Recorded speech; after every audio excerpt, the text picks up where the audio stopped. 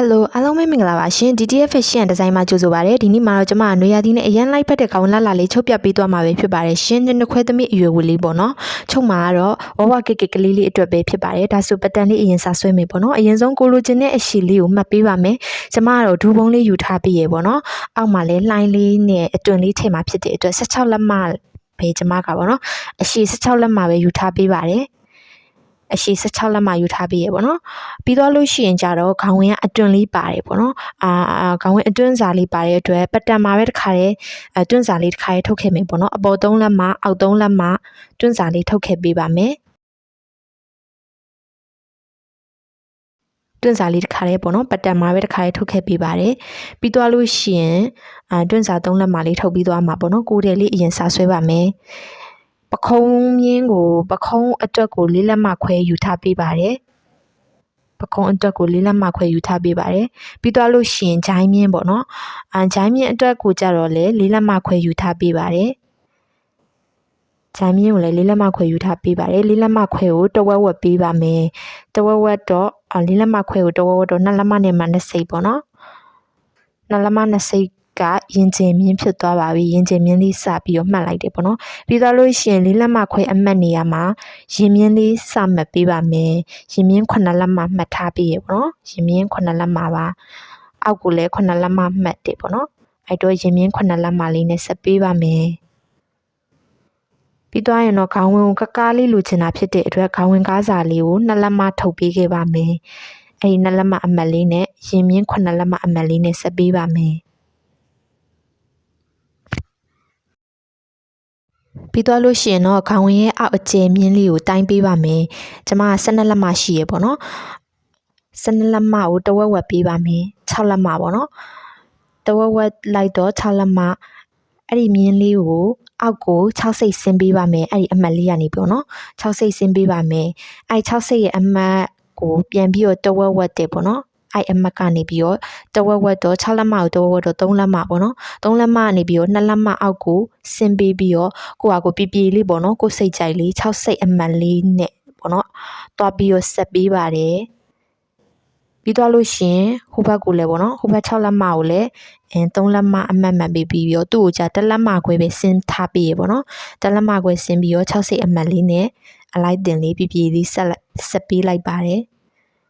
ဂျိုင်းဝိုက်ဖို့လေးကြံနေတဲ့အတွက်ပေါ့နော်ဒါလေးကတော့ဂျိုင်းဝိုက်လိုက်ပါတယ်ပြီးတော့လို့ရှိရင်တော့ရင်ကျယ်မြင်းလေးအတိုင်းပဲညှက်ယူမှာပေါ့နော်ရင်ကျယ်မြင်းလေးအတိုင်းညှက်ယူပြီးမှတခါတည်းပတံပေါ်မှာပဲချုပ်စာလေးစိတ်လေးတခါတည်းထုတ်ခဲ့လိုက်ပါတယ်ဒါကတော့နောက်ချမ်းဝရှိချမ်းရောအတွက်ပေါ့နော်တခါတည်းပတံလေးသုံးလို့ရတယ်ပေါ့နော်ဒါဆိုလို့ရှိရင်ပတံလေးရှာသွားပါပြီဝဝကိကလေးလေးအတွက်ပေါ့နော်နွေရာသီနဲ့အရန်လိုက်ဖက်တဲ့ခေါင်းဝင်လေးပါဒါဆိုရင်ပတန်လေးရသွားပြီပေါ့နော်ပတန်လေးရသွားရင်ပိတ်စာပေါ်မှာတစ်ခါတည်းချုပ်စာလေးထုတ်ဆရာမလို့တော့ဘူးပေါ့နော်ဒီအတိုင်းလေးပဲညက်ပေးရုံပဲပေါ့နော်ဒါဆိုလို့ရှိရင်ပိတ်စာလေးပေါ်ကိုစညက်ပေးပါမယ်လှိုင်းလေးတွေကတော့ကိုယ်သဘောကျတယ်လို့ပေါ့နော်ပုံဖော်ပေးလို့ရတယ်ကျမကတော့ပြပြလေးပဲပေါ့နော်တအား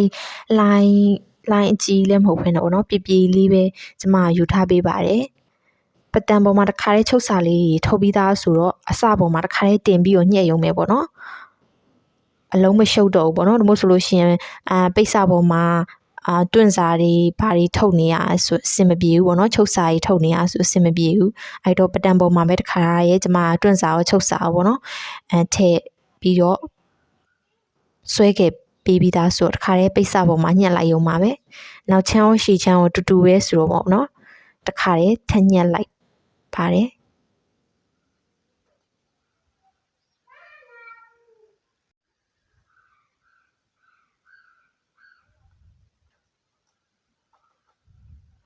ဒါဆိုရင်နောက်ချမ်းရှည်ချမ်းပေါ့နော်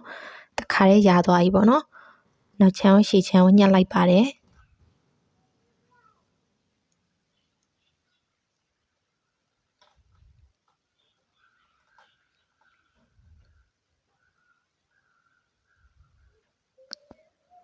ဒါဆိုလို့ရှိရင်နောက်ချမ်းရောရှည်ချမ်းပေါ့နော်အောက်မှာလည်းလိုင်းလေးတွေတစ်ခါလေးပေါ်တယ်ပေါ့နော်ပြပြလေးယူထားတဲ့အတွက်ပြပြလေးပဲပေါ့နော်လိုင်းလေးရတော့ ပြီးသွားလို့ရှိရင်ကြတော့အောက်အနားလှိုင်းလေးပေါ်ပေါ့နော်အတွင်းတက်ဖို့ရန်အတွက်နှစ်လက်မအကျယ်ရဲ့နှစ်လက်မခွဲအကျယ်လေးရဲ့အဆွေသားလေးကျမညှက်ထားပေးပါတယ်ပိတ်စာလေးရလောက်တဲ့အတွက်ကျမအဆွေသားလေးယူထားပေးရပေါ့နော်အတွင်းလေးကိုအဆွေသားလေးတက်ပါမယ်နှစ်လက်မအကျယ်နဲ့နှစ်လက်မခွဲအကျယ်ကိုယူထားပေးပါတယ်ဒါကတော့အဆွေသားလေးညှက်ထားပေးရပေါ့နော်ခေါင်းဝင်ကရှီချမ်းရောနောက်ချမ်းရောအဆွေသားလေးတွေပေါ့နော်အတွင်းတက်မှာဖြစ်တဲ့အတွက်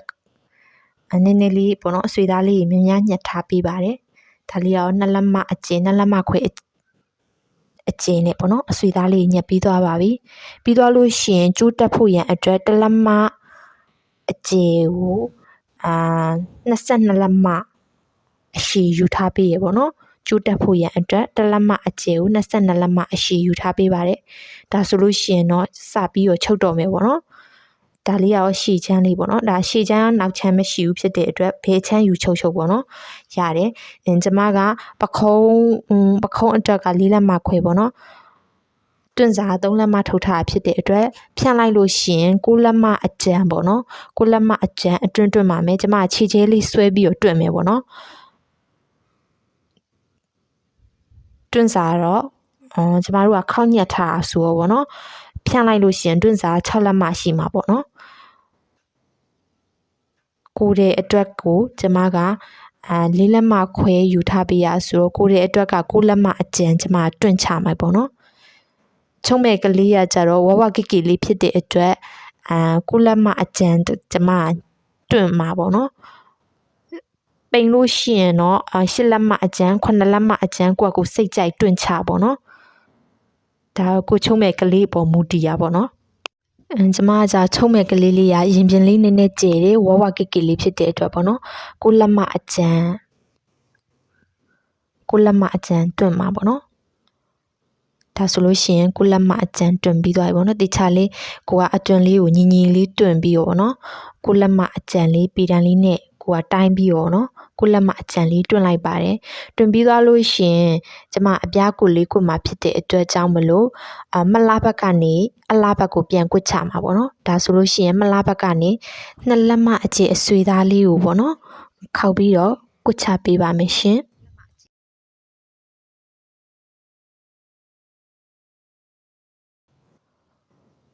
မလားဘက်ကနေပြီးတော့အလားဘက်ကိုကွတ်ချပေးမှာပေါ့နော်ဒါဆိုလို့ရှိရင်ချုပ်ပြီးသွားပြီအလားဘက်ကိုကွတ်ချပေးမှာဖြစ်တဲ့အတွက်ချုပ်စာလေးကကြီးနေတဲ့အတွက်ပေါ့နော်ချုပ်စာလေးကိုအရင်ဆုံးညှက်ချပေးပါမယ်ချုပ်စာလေးညှက်ချပြီးတော့ပေါ့နော်အလားဘက်ကိုပြန်ပြီးတော့ကွတ်ချပေးပါမယ်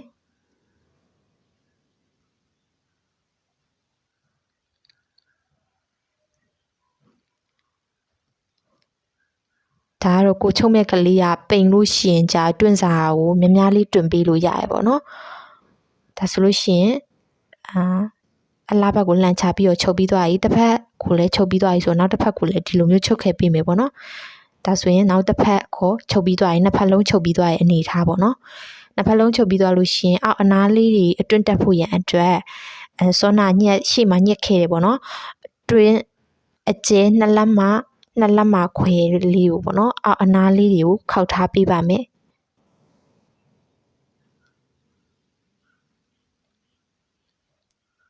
ပြီးတင်ဆက်ရှည်ပြီးတော့ပေါ့နော်အနားလုံးဘီလေးရှည်ရင်တော့ပို့ပြီးတော့လှတာပေါ့နော်ကျမကတော့တတိုင်းမဲ့ရိုးလေးပဲအောက်အနားလေးကိုပေါ့နော်ခောက်ပေးခဲ့ပါတယ်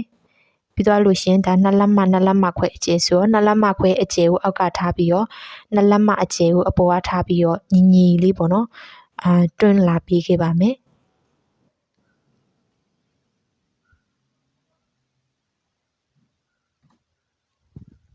အတွင်းဖက်ကတော့ကိုလိုချင်တဲ့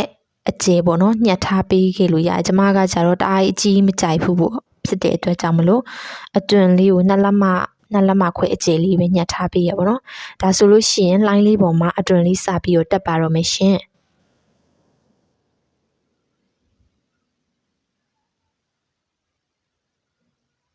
လိုင်းလေးအတိုင်းပေါ့နော်သူကခုံလေးဖြစ်တဲ့အတွက်ဒီချာလေးဂယူးဆိုင်ပြီးတော့ခုံတဲ့နေရာလေးကိုခုံလေးအဲ့လိုမျိုးလေးပေါ့နော်တက်ပြီးခဲ့ပါမယ်ရှင်အတွင်လေးကိုဒါမှအတွင်ခုံလေးလာလဲပုံမှာဖြစ်တဲ့အတွက်ပေါ့နော်ဒီချာလေးစိတ်ရှိရှိလေးနဲ့ အတွင်လေးကိုတေချာလေးတက်ပြီးခဲ့ပါမယ်ရှင်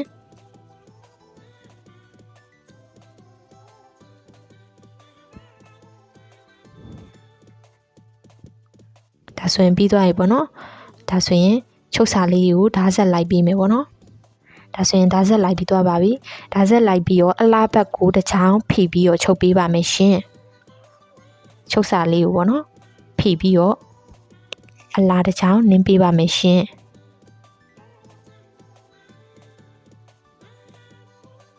သူ့ရဲ့အဝိုင်းလေးအတိုင်းပေါ့နော်ခုံလေးအတိုင်းအလားတစ်ချောင်းဖိပေးပါမယ်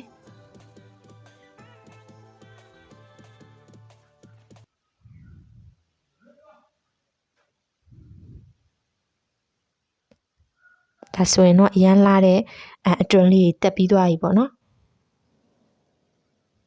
အတွင်လေးတစ်ဖက်တက်ပြီးသွားပါပြီရှင်နောက်တစ်ဖက်ကိုလည်းပေါ့နော်ဒီလိုမျိုးလေးပဲအတွင်နှစ်လက်မခွဲအကျယ်လေးကိုဒီလိုမျိုးလေးတွင့်ချပြီးတော့တက်လာပေးခဲ့ပါမယ်ရှင်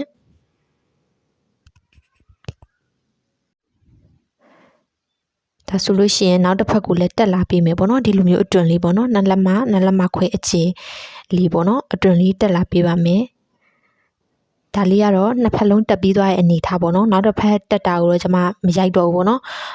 ဒါလေးကနှစ်ဖက်လုံးတက်ပြီးသွားပြီဖြစ်တဲ့အတွက်ဂျိုင်းလေးကုတ်ပါတော့မယ်ဂျိုင်းကုတ်ဖို့ရန်အတွက်ကျွန်မတို့ရှေ့မှာပေါ့နော်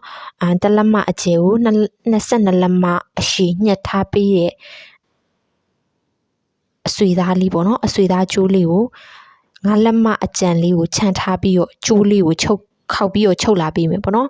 9လက်မအကျန်လေးကကြတော့ဂျိုင်းလေးကိုပြန်ကွတ်ချက်မှာဖြစ်တဲ့အတွက်အရင်ဆုံး9လက်မလေးကိုခြံပြီးတော့ပေါ့နော်ကျိုးလေးကိုအလားချင်းထပ်ပြီးတော့ပေါ့နော်ချုပ်လာပေးခဲ့ပါမယ်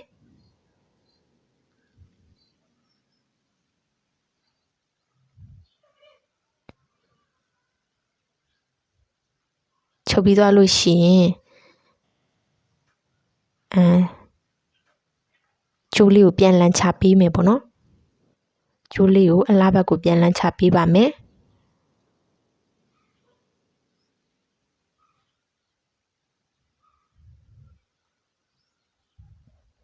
ကျိုးလေးကိုပြန်လန်းချပြီးဆိုလို့ရှိရင်ကျမတို့9လက်မခြံခဲ့တဲ့အစာလေးကိုပေါ့နော်တိချာလေးခောက်ပြီးတော့မိကျွေထိုးပေးခဲ့ပါမယ်ရှင်မိကျွေလေးဖိပေးခဲ့မယ်ပေါ့နော်ဒါဆိုရင်မိကျွေလေးဖိပြီးသွားပြီပေါ့နော်ဒါဆိုလို့ရှိရင်9လက်မအကျန်လေးကိုဂျိုင်းကိုကုတ်ပေးမှာပေါ့နော်မလားဘက်ကနေကျွန်မစပြီးတော့ကုတ်ချပေးပါမယ်ချုပ်စာလေးကြံနေသေးရေပေါ့နော်ချုပ်စာလေးမလားဘက်ကနေပြီးတော့ပြန်ပြီးတော့ကုတ်ချပေးပါမယ်မလားဘက်ကနေစချုပ်မယ်ပေါ့နော်မလားဘက်ကနေအလားဘက်ကိုကုတ်ချပေးမှာပေါ့နော်အဲ့အတွက်ကြောင့်မလို့မလားဘက်ကနေစပြီးတော့ချုပ်ပေးခဲ့ပါမယ်ရှင်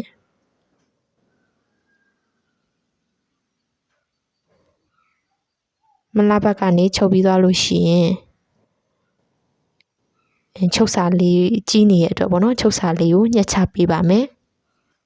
ဒါဆိုရင်ပိုနေတဲ့ချုပ်စာလေးညှက်ချပြီးတော့အလားဘက်ကိုပြန်ပြီးတော့ချုပ်ချမယ်ပေါ့နော်ဒါဆိုရင်ကျိုးလေးလည်းတစ်ခါရဲတက်ပြီးသားလေးဂျိုင်းလေးလည်းတစ်ခါရဲကွတ်ပြီးသားလေးပေါ့နော်ချိုးရလို့လည်းအရမ်းမြန်နေအထည်လေးပါ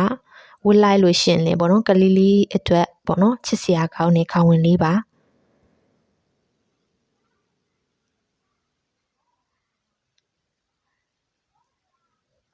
ဒါဆိုလို့ရှိရင်ဂျိုင်းလေးတစ်ဖက်တော့ကွတ်ပြီးသွားပြီပေါ့နော်သူကဂျိုင်းလေးကွတ်ပြီးသားကျိုးလေးတစ်ခါရဲတက်ပြီးသားလေးပေါ့နော်ဂျိုင်းလေးတစ်ဖက်ကွတ်ပြီးသွားပါပြီအဲ့တော့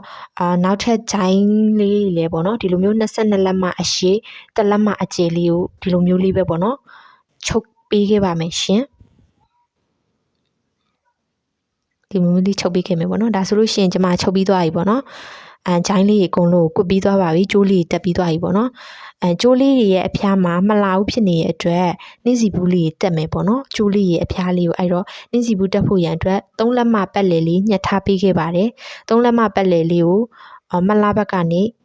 မလာချင်းထပ်ပြီးတော့ဒရိကန်လေးချိုးချရဲပေါ့နော်ချိုးချပြီးသွားလို့ရှိရင်ဒရိကန်လေးအတိုင်းပေါ့နော်ကျိုးလေးကိုထည့်ပြီးတော့ကျန်တဲ့ပတ်လေးကိုခောက်ပြီးတော့ပေါ့နော်ချုပ်ပေးခဲ့ပါမယ်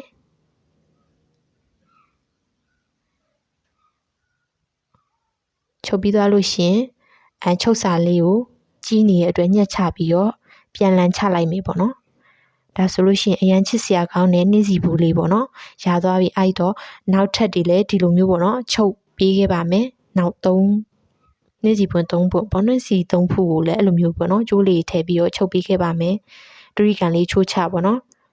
ဒရီကန်လေးချိုးချပြီးတော့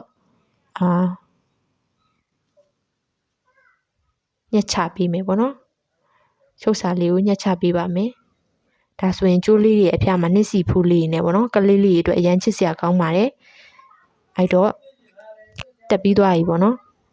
ဒါဆိုလို့ရှိရင်အရန်လိုက်နှင်းစီဖူးလေးရသွားပြီပေါ့နော်ကျန်တဲ့ကျိုးလေးတွေလည်းတက်ခဲ့မယ်ပေါ့နော်ဒါဆိုလို့ရှိရင်တက်ပြီးသွားပြီပေါ့နော်ဒါဆိုရင်နှင်းစီဖူးလေးတွေလည်းတက်ပြီးသွားပြီကျိုးလေးကအရန်လာတဲ့ကျိုးလေးဖြစ်သွားပြီဖြစ်တဲ့အတွက်အလားချင်းထပ်ပြီးတော့ဘေးတည်ခဲ့ပါမယ်ဒါဆိုလို့ရှိရင်ဘေးတွဲလို့ရပြီပေါ့နော်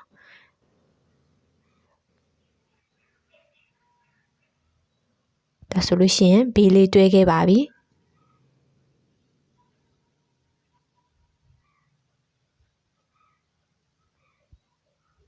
ခလေးလေးဝတ်လိုက်မယ်ဆိုလို့ရှိရင်ပေါ့နော်ခေါင်းဝင်လေးကကလေးနဲ့အရန်ချစ်စရာကောင်းနေပေါ့နော်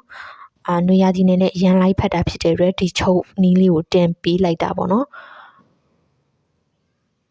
ဒါဆိုလို့ရှိရင်ကျိုးလေးရလည်းနှင်းစီဘူးလေးကလေးလေးအတွက်လေးပေါ့နော်ကလေးလေးလည်းအရန်ကြိုက်တယ်ပေါ့နော်နှင်းစီဘူးလေးနဲ့ကျိုးလေးနဲ့ဆိုတော့အရန်လာတဲ့ချစ်စရာကောင်းတဲ့ခေါင်းဝင်လေးရောက်သွားပါပြီရှင်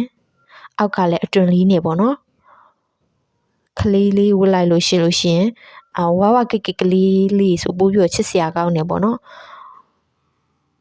အဲ့တော့ကျိုးလေးနဲ့အောက်ကအတွင်လေးနဲ့ပေါ့နော်အရန်ချစ်စရာကောင်းတဲ့ခေါင်းဝင်လေးရသွားပါရှင်ဟုတ်ကဲ့ပါအဆင်ပြေကြပါစေရှင်အဆုံးထိကြည့်ပြီးရတဲ့အတွက်ကျေးဇူးတင်ပါတယ်ရှင်